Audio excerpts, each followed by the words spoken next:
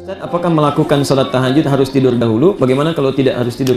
Baik, kalau hukum nggak bisa ditawar ya. Kalau tahajud itu, tahajud diawali dengan tidur. Jadi Anda tidur dulu, makanya dari kata hajada itu tidur. Baru bangun. Ya, jadi Anda silakan rencanakan. Jam berapapun Anda bangun, tidak harus jam 2. Anda jam 1 bangun, boleh tahajud. Boleh, silakan, kan? Di Anda tidur dulu, bangun misalnya jam 1, tahajud, silakan. Bangun jam 2, tahajud. Tapi kalau Anda nggak sempat tahajud misalnya, bukan nggak sempat, perasaannya berat untuk bangun malam karena lelah, Anda bisa lakukan namanya qiyamul lail. Jadi setelah sholat isya, sholat sunnah, Anda sholat dulu misalnya 4 rakaat atau 2 rakaat paling minimal. Dalilnya di hadis riwayat Muslim, hadis 749. Sholatul laili matna matna. Sholat malam itu paling minimal 2 rakaat, 2 rakaat. Nanti silakan Anda tunaikan, tutup witir paling minimal 1 rakaat. Setelah itu Anda tidur. Ya, tidur. Tiba-tiba misalnya malam bangun. Kalau Anda malam bangun, boleh Anda sholat lagi tahajud. Nggak ada masalah. Jelas ya? Jadi kalau ingin tahajud, Anda harus tidur dulu. Dan pahalanya banyak. Makanya pahalanya banyak, aturannya ketat. Rahasianya ada di Quran surah ke-17 ayat 79 sampai 81. Posisi paling kiri dari tengah sampai dengan ke bawah.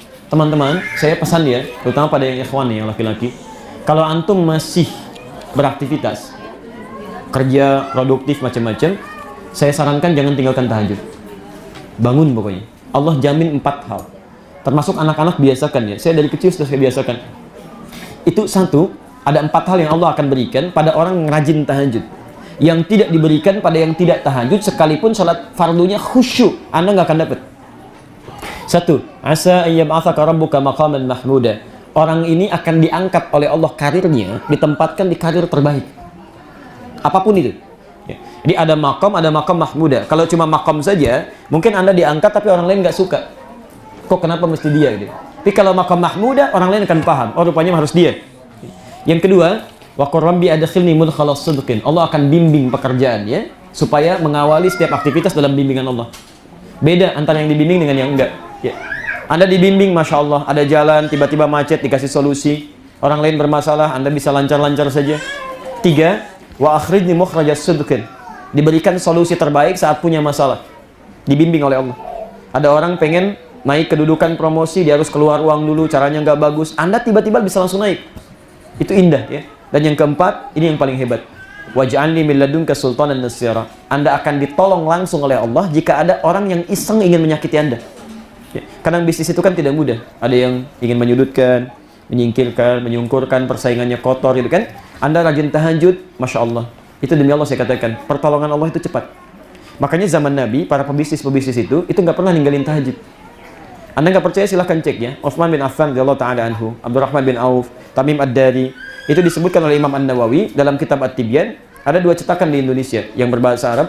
Ada yang warna merah marun, terbitan dari Kutub Islamiyah, halaman 38, posisi paling kanan sebelah atas, paragraf pertama baris 1 sampai 2. Ada yang terbitan Darun Nafais warna kuning.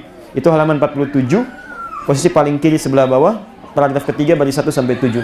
Kata Imam An-Nawawi, Utsman itu, Abdurrahman bin Auf, Tamim ad-Dari, sahabat Nabi, dijamin masuk surga, hebatnya luar biasa, aktivitasnya padat, bisnisnya banyak, sampai kaya. Aset Utsman itu sampai sekarang masih ada.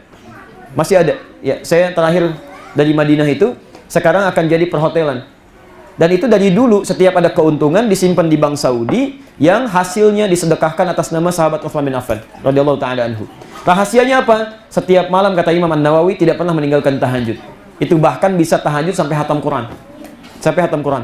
Itu luar biasa gitu ya. Nah, jadi kalau teman-teman bisa lakukan, rumusnya apa? Rumusnya sebelum dikerjakan, Anda keluarkan dulu. Ini disebut dengan wa'dun. Keluarkan keutamaannya, tulis. Tulis dulu. Kalau kamu nggak tahajud, kamu nggak akan dapetin ini. Ingin bisnisnya sukses? Tahajud. Ingin dekat dengan Allah? Tahajud. Anda tuliskan di samping kanan tembok Anda tidur itu. Begitu miring ke kanan, walaupun nggak ingat tahajud, kemudian Anda melihat, tiba-tiba Anda bisa rencanakan itu. Tempelkan, keluarkan. Itu motivasi disebut dengan wa'dun. Termasuk saat ta'lim misalnya kan, sedang malas-malas, tuliskan di catatan Anda. Kamu ingin diringankan langkah ke surga? Ayo, semangat, semangat. Kamu ingin ke surga? Semangat. Kamu sudah pasti surganya? Ini ada peluang surga. Tuliskan, begitu lihat, jadi. Jadi tulis dulu, siapkan, pasang alarm 3 kali. Ya. Alarm pertama, mematikan alarm kedua. Alarm kedua, matikan alarm ketiga. Alarm ketiga, siap-siap.